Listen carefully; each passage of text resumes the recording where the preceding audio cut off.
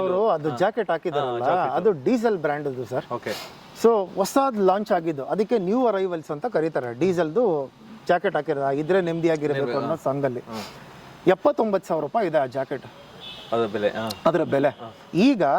ಇವಾಗ ಯಾವಾಗ ದರ್ಶನ್ ಸರ್ ಅದನ್ನ ಹಾಕಿ ಆಲ್ರೆಡಿ ಲಾಂಚ್ ಆಯ್ತಲ್ಲ, ಈಗ 88,000 ಆಗಿದೆ, ಮತ್ತೆ 10,000 ಆ ಡೀಸೆಲ್ ಕಂಪನಿಯವರು. ಸರ್ UB ಸಿಟಿಗೆ ದರ್ಶನ್ ಸರ್ ಬರ್ತಾ ಇರ್ತಾರೆ, ಬಟ್ಟೆಗಳು ತಗೋತಾರೆ ಅಲ್ಲೂ. ಡೀಸೆಲ್ ಬ್ರ್ಯಾಂಡ್ ಅಂದ್ರೆ ಅವರು ಅಲ್ಲೇ ಹೋಗಿ ಪರ್ಚೇಸ್ ಮಾಡೋದು. ಆ ಶೋರೂಮ್ ನಾನು ಹೋಗಿದ್ದೆ. ಸ್ಟಾರ್ಟಿಂಗ್ ಒಂದು ಪರ್ಸನ್ 30,000 ರೂಪಾಯಿಂದ ಸ್ಟಾರ್ಟು. ಅದು ಅವ್ರು ಆಫರ್ ಹಾಕಿದ್ರೆ 15,000 ರೂಪಾಯಿ ಇರುತ್ತೆ, ಅದು ಬಿಟ್ಟರೆ 30,000 ಶುರು. ಅಲ್ಲಿ ಅವ್ರು ಅದೇ ಹೇಳಿದ್ರು, ಯಾವಾಗ ದರ್ಶನ್ ಸರ್ ಆ ಸಾಂಗಲ್ಲಿ ಜರ್ಕಿನ್ ಹಾಕಿದ್ರು ಈ ಜಾಕೆಟ್ಗೆ ಒಂದು ಬೆಲೆ ಬಂತು ಅಂತ. ಅಲ್ಲಿವರೆಗೂ ಆ ಡೀಸೆಲ್ ಬ್ರ್ಯಾಂಡ್ಗೆ ಅಥವಾ ನೋಡಿ ಡೀಸೆಲ್ಲು, ಬರ್ಬರಿ, ಯಾವ್ದು ಇವೆಲ್ಲ ಬ್ರ್ಯಾಂಡ್ಗಳಿದೆಯಲ್ಲ ಅದೆಲ್ಲ ದರ್ಶನ್ ಸರ್ ಯೂಸ್ ಮಾಡ್ತಾರೆ. ಅವ್ರು ಹಾಕಿದ್ಮೇಲೆ ಆ ಅಂಗಡಿಗೆ ಅದೊಂದು ಟ್ರೆಂಡು. ನಾನು ಅದೇ ಹೇಳಿದೆ, ಅವ್ರು ಹಾಕಿದಾರಲ್ಲ ಬಿಡಿ, ಅಟ್ಲೀಸ್ಟ್ ಇವಾಗ ಸೇಲ್ ಆಗುತ್ತೆ ಅಂತ ಹೇಳಿ. ಅದ್ರ ಪ್ರೈಸೇ ಜಾಸ್ತಿ ಆಗೋಯ್ತು. ಯೂಶಲಿ ಕಮ್ಮಿ ಆಗುತ್ತೆ, ಇವ್ರು ಹಾಕಿದ್ಮೇಲೆ ಜಾಸ್ತಿ ಆಗ್ಬಿಡುತ್ತೆ ಪ್ರೈಸಸ್. ಹಂಗೆ ಡಿಮ್ಯಾಂಡ್ ಜಾಸ್ತಿ ಆಗುತ್ತೆ. ಡಿಮ್ಯಾಂಡ್ ಜಾಸ್ತಿ ಆಗುತ್ತೆ. ಮತ್ತೆ ಇದು ಇನ್ನೊಂದು ನೋಡಿ, ನೀವು ಡೆವಿಲ್ ಸಿನಿಮಾ ಬಗ್ಗೆ ಹೇಳಿದ್ರಿ. D devil, D diesel, Darshan, D diesel, D December, 4 ಎಲ್ಲ D D D D, triple D, 4D 3D ಅಲ್ಲ 4D. ಸಕತ್ತಾಗಿದೆ ಸರ್ ಇದು, ನಾನು ಊಹೆನೂ ಮಾಡಿರಲಿಲ್ಲ. Diesel, Darshan, December, devil. ಅದಾದ್ಮೇಲೆ ನೋಡಿ ಏನು ಜರ್ಕಿನ್ ಹಾಕಿದಾರಲ್ಲ 1978 ಅಂತ ಇಲ್ಲಿ ಲೋಗೋ ಇದೆ. ಅಂದ್ರೆ Darshan sir date of birth 1977, ಇಲ್ಲಿ 1978. ಅವ್ರು ಹುಟ್ಟಾದ್ಮೇಲೆ ಆ ಡೀಸೆಲ್ ಬ್ರ್ಯಾಂಡು ಸ್ಟಾರ್ಟ್ ಆಗಿದೆ. ಅಬ್ಸರ್ವ್ ಮಾಡಿ ಸರ್. ಏನು ಯೂಶಲಿ ಏನು ಗೊತ್ತಾ ಸರ್, ಎಲ್ಲರೂ ಸಿನಿಮಾ ಬಂದು ನೋಡ್ತಾರೆ, ಕೂತ್ಕೋತಾರೆ ಥಿಯೇಟ್ರಲ್ಲಿ, ಸಿನಿಮಾ ನೋಡ್ತಾ ಇರ್ತಾರೆ. ನಾನು ಸಿನಿಮಾ ಜೊತೆಗೆ ಏನು ಕಾಸ್ಟ್ಯೂಮ್ ಹಾಕಿದ್ದಾರೆ, ಎಲ್ಲಿಲ್ಲ ಬ್ಯಾಕ್ ಡ್ರಾಪ್ ಲೊಕೇಶನ್ ತೆಗೆದಿದ್ದಾರೆ, ಕ್ಯಾಮ್ರಾ ಯಾವ ಆ್ಯಂಗಲ್ ಇಟ್ಟಿದ್ದಾರೆ, ಏನು ಲೆನ್ಸ್ ಯೂಸ್ ಮಾಡಿದ್ದಾರೆ, ನಾನು ಫೋಟೋಗ್ರಫಿ, ಲೈಟಿಂಗು ಪ್ರತಿಯೊಂದು ಅಬ್ಸರ್ವ್ ಮಾಡ್ತಾ ಇರ್ತೀನಿ. ಅಂದರೆ ನನಗೆ ಅದ್ರ ಬಗ್ಗೆ ಇಷ್ಟ. ಮತ್ತು ನನ್ನ ಹೀರೋ, ನನ್ನ ಯಜಮಾನ ಆ ಥರ ಅಬ್ಬರಿಸ್ತಾ ಇದ್ದಾರೆ ಒಂದು ಸ್ಕ್ರೀನ್ ಮೇಲೆ, ಅವ್ರ ಪ್ರೆಸೆನ್ಸ್ ನೋಡೋಕ್ಕೆ ನಂಗೆ ತುಂಬ ಇಷ್ಟ.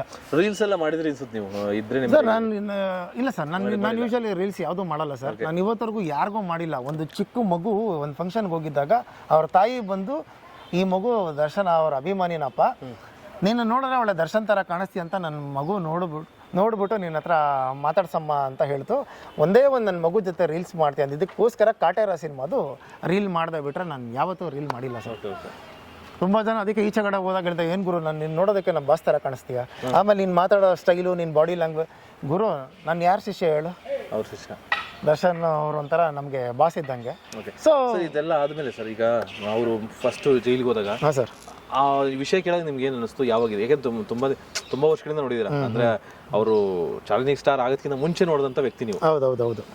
ಸೊ ಸಡನ್ ಆಗಿ ಆ ವಿಷಯ ಬಂತು ಸರ್. ಅದಾಗಿದ ತಕ್ಷಣ ನನಗೆ ಹೆಂಗಾಯಿತು ಅಂದರೆ, ನೋಡಿ ಅದು ಸರ್, ನನ್ನ ಹೆಸರು ಒರಿಜಿನಲ್ ನೇಮು ದೀಪು. ನನಗೆ ತೊಟ್ಲೆಸರು ಅಂತ ಮನೇಲಿ ಇಡ್ತಾರಲ್ಲ, ಆಂಜನೇಯ ಸ್ವಾಮಿ ಮನೆ ದೇವರು. ನಾನು ಅದಕ್ಕೆ ಇವತ್ತು ಯಾತಕ್ಕೆ ಸರ್, ಇವತ್ತು ಆಂಜನೇಯ ಸ್ವಾಮಿ ದೇವಸ್ಥಾನ ಹತ್ರನೇ ಬನ್ನಿ ಸರ್ ಮಾತಾಡೋಣ ಅಂತ ಹೇಳಿದ್ದು ಏನಕ್ಕೋಸ್ಕರ ಅಂತ ಹೇಳಿದ್ರೆ, ಇಲ್ಲ ಈ ಜಾಗ ಏನು ನೋಡ್ತಾ ಇದ್ದೀರಲ್ಲ ಸರ್, ಈ ಲೊಕೇಶನ್ ಅಲ್ಲಿ ನಾವು ಆಗ ಚಿಕ್ಕ ಹುಡುಗರಿದ್ದಾಗ ಗಾಳಿಪಟ ಹಾರಿಸ್ತಾ ಇದ್ವಿ. ನನಗೆ ಗಾಳಿಪಟ ಹಾರಿಸೋದಂದ್ರೆ ತುಂಬಾ ಇಷ್ಟ. ಸೊ ಹಂಗಾಗಿ ಇಲ್ಲೆಲ್ಲ ಫುಲ್ಲು ಗಾಳಿ ಇರ್ತಿತ್ತು. ನೋಡಿ, ಏನು ಇಂಪ್ರೂವ್ಮೆಂಟ್ ಆಗಿರಲಿಲ್ಲ. ಇವತ್ತು ಇಲ್ಲಿ ಈ ತರ ನೀಟಾಗಿ ಒಂದು ಪಾರ್ಕ್ ಮಾಡಿದ್ದಾರೆ. ಅದಾದ್ಮೇಲೆ ನೋಡಿ, ಹುಚ್ಚ ಅಂತ ಮೂವಿ ಬಂತಲ್ಲ ಸುದೀಪ್ ಸರ್ದು, ಉಸಿರೇ ಉಸಿರೇ ಸಾಂಗು, ಸುದೀಪ್ ಸರ್ ಅದ ಮೇಲ್ಗಡೆ ವಾಕ್ ಮಾಡ್ಕೊಂಡು ಅದೊಂದು ಶಾರ್ಟ್ ತೆಗೆದಿದ್ದಾರೆ. ಮತ್ತೆ ಈ ಮೆಟ್ಲ ಹತ್ರ ಎಲ್ಲ ಕೂತ್ಕೊಂಡು ಅದೊಂದು ಸಾಂಗ್ ಅಲ್ಲಿ ಒಂದು ಬಿಟ್ಟು ಬರುತ್ತೆ, ಆ ಸಾಂಗ್ ಬರುತ್ತಲ್ಲ, ಉಸಿರೇ ಉಸಿರೇ ಉಸಿರೇ ಈ ಉಸಿರ ಕುಳ್ಳ, ಆ ಸಾಂಗ್ ಅಲ್ಲೇ ಶೂಟ್ ಮಾಡಿದ್ ಸರ್. ಆಮೇಲೆ ತುಂಬಾ ಮುಹೂರ್ತಗಳಾಗಿದೆ ಸರ್. ಈಗ ಆದಿತ್ಯ ಅವ್ರದ್ದು Bangalore under world Darshan sir ಇಲ್ಲಿಗೆ ಬಂದು ಕ್ಲಾಪ್ ಮಾಡಿದ್ರು, ಇಲ್ಲೇ ಮುಹೂರ್ತ ಆಗಿದ್ದು. ಚಿರಂಜೀವಿ ಸರ್ಜಾ ಅವ್ರದ್ದು ಒಂದು ಸಿನಿಮಾ ಇಲ್ಲೇ ಮುಹೂರ್ತ ಆಯಿತು.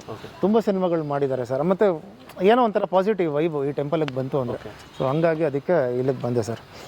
ಒಳ್ಳೆಯದಾಗಿ. ಆಮೇಲೆ ಡೆವಿಲ್ ಸಿನಿಮಾ ಬಗ್ಗೆ ಹೇಳಿದ್ರೆ, ಡೆವಿಲ್ ಸಿನಿಮಾದಲ್ಲಿ ಈಗ 3 ಸಾಂಗ್ ರಿಲೀಸ್ ಆಗಿದೆ, 5 ಸಾಂಗ್ ಇದೆ ಸರ್. ನಾನು ವೀಕ್ಷಕರಿಗೆ, ಅಭಿಮಾನಿಗಳಿಗೆ ಒಂದು ಹಿಂಟ್ ಕೊಡ್ತೀನಿ, ಆಯ್ತಾ? ಒಂದು ಅಭಿಮಾನಿಗಳಿಗೆ ಒಂದು ಹಿಂಟ್ ಇದು. ಡೆವಿಲ್ ಸಿನಿಮಾದಲ್ಲಿ ನಾನು ಒಂದು ಇಂಟರ್ವ್ಯೂಲಿ ಹೇಳಿದ್ದೆ, ಈ ಸಿಂಬಲ್ ತೋರಿಸಿದ್ದೆ. ಆ್ಯಕ್ಚುಲಿ ಎಲ್ಲರೂ ಕೇಳಿದ್ರು ನನಗೆ ಇಂಟರ್ವ್ಯೂ ಎಲ್ಲ, ಏನು ಗುರು ಇದು ಅದೇನೋ ಇದನ್ನು ಹೇಳಿದ್ಯಲ್ಲ ಅಂತ. ಅದು PN ಸತ್ಯ ಅವರು ವೀಕೆಂಡ್ ವಿತ್ ರಮೇಶ್ ಅಲ್ಲಿ, ಬಾಸ್ ಯಾವತ್ತಿದ್ರು ನೀವು ಇದೆ ಅಂದರೆ ವಿ ಫಾರ್ ವಿಕ್ಟ್ರಿ. ಡೆವಿಲ್ ಸಿನಿಮಾದಲ್ಲಿ ಯಾಕಂದರೆ ಅವರು ಕಮ್ ಬ್ಯಾಕ್ ಆಗಿದ್ದಾರಲ್ಲ ಸರ್. ಈಗ ನೋಡಿ, ಹೋದ ವರ್ಷ ಕಾಟೇರ ಬ್ಲಾಕ್ ಬಸ್ಟರ್ ಹಿಟ್ಟು, ಈ ವರ್ಷ 2026 ಡೆವಿಲ್ ಮೂವಿ ಹಿಟ್ಟು. 100%. ಯಾಕೆ ಗೊತ್ತಾ, ಈ ಇಷ್ಟು ಒಂದು ಏನು ದರ್ಶನ್ ಸರ್ ಸಿನಿಮಾ ಮಾಡ್ಕೊಂಡು ಬಂದಿದ್ದಾರೆ, ಈ ಚಿತ್ರದಲ್ಲಿ ಫುಲ್ ವಿಭಿನ್ನವಾಗಿದೆ. ಆಮೇಲೆ ಇದರಲ್ಲಿ 5 ಹಾಡುಗಳಿದೆ. ಓಕೆ, ಇದ್ರೆ ನೆಮ್ಮದಿಯಾಗಿರ್ಬೇಕು ಒಂದು, ಈ 3 ಒಂದೇ ಒಂದು ಸಲ, 2ನೇ ಸಾಂಗು, 3ನೇ ಸಾಂಗು ಅಲೋರಮ್ಮ ಅಂತ ಅಂದ್ಬಿಟ್ಟು ಒಂದು ಇಂಟ್ರೊಡಕ್ಷನ್ ಸಾಂಗು, 4ನೇ ಸಾಂಗ್ ಬರುತ್ತೆ ಸರ್. ಅದು ಯಾವಾಗ ರಿಲೀಸ್ ಮಾಡ್ತಾರೆ ಗೊತ್ತಿಲ್ಲ, ಸಿನಿಮಾ ರಿಲೀಸ್ಗಿಂತ ಮುಂಚೆನೇ ಬರುತ್ತೆ. ಒಂದು ಐಟಮ್ ಸಾಂಗ್ ಇದೆ ಸರ್ ಆ ಸಿನಿಮಾಲಿ. ಓಕೆ, ಅದ್ರಲ್ಲಿ ನೋಡ್ಬೇಕು ಅವ್ರ ಸ್ಟೈಲ್, ಆ ರೆಟ್ರೋ, ಎಲ್ಲ ಒಂಥರ ಚೀತಾ ಪ್ರಿಂಟು, ಎಲ್ಲ ಕಸ್ಟಮೈಸ್ಡ್ ಜಾಕೆಟ್ಗಳು, ಅದೆಲ್ಲ ಅವ್ರಿಗೆ ಅಂತಾನೆ ಮಾಡಿಸಿರೋದು. ಆ ಜರ್ಕಿನ್ ಒಂದು ಬೆಲ್ ಬಾಟಮ್ ಪ್ಯಾಂಟ್ ಹಾಕೊಂಡು ಒಂದಷ್ಟು ಜನ ಎಲ್ಲ ಹೆಂಗ್ ಗೊತ್ತಾಯ್ತಿದಲ್ಲ ಸರ್. ನನಗೆ ಆ್ಯಕ್ಚುಲಿ ಆ ಕತೆ ಏನು ಅಂತ ನನಗೆ ಗೊತ್ತು, ಡೆವಿಲ್ ಸಿನಿಮಾದು. ತುಂಬ ಜನ ಈ ಒಂದಷ್ಟು ಜನ ಹೇಳ್ತಾ ಇದ್ದಾರೆ, ಸಿನಿಮಾ ಏನು ಯಾರ್ದು ಮಾರ್ಕೆಟಿಂಗ್ ಇಲ್ವಂತೆ ಗುರು, ಏನು ಆಡಿಯೋನೇ 40 ಕೋಟಿಗೆ ಸೇಲ್ ಆಗೋಯ್ತಾ, ಇನ್ಕಮ್ ಟ್ಯಾಕ್ಸ್ ಅವ್ರು ಬಂದು ಜಡಿತಾರೆ, ಇದೆಲ್ಲ ಮಾತಾಡಿದ್ರಲ್ಲ ಒಂದಷ್ಟು ಕಮೆಂಟ್ ಸೆಕ್ಷನ್ ಅಲ್ಲಿ ನೋಡ್ತಾ ಇದ್ದೆ.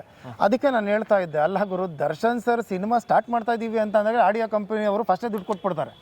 ಸರ್ ನೀವು ಶುರು ಮಾಡಿ, ನಾವು ಫಸ್ಟ್ ನಮಗಾದ್ರೆ ಕೊಡಿ ಸರ್ ಆಡಿಯೋ ಕಂಪ್ನಿಗೆ ಅಂತ ಹೇಳ್ತಾರೆ. ಯಾರೋ ಇನ್ನು ತಲೆ ಕೆಟ್ಟಿರೋರು, ಅವ್ರಿಗೆ ಆ ಸಿನಿಮಾ ಬಗ್ಗೆನೇ ಏನೋ ಗಂಧಗಳಿಗೆ ಗೊತ್ತಿಲ್ಲದವ್ರು ಏನೋ ಮಾತಾಡ್ತಾರೆ ಅಂತ ಹೇಳಿದ್ರೆ ಯಾಕೆ ತಲೆ ಕೆಡಿಸ್ಕೋಬೇಕು ಅಂತ ಸುಮ್ಮನೆ ಆಗ್ಬಿಟ್ಟೆ. ಈ 4ನೇ ಸಾಂಗ್ ಅದೊಂದು ಇದೆ ಸರ್, ಐಟಮ್ ಸಾಂಗ್ ಇದೆ. ನೀವ್ ಹೆಂಗೆ ಬಂಗಾರಿ ಯಾರ್ ಇದು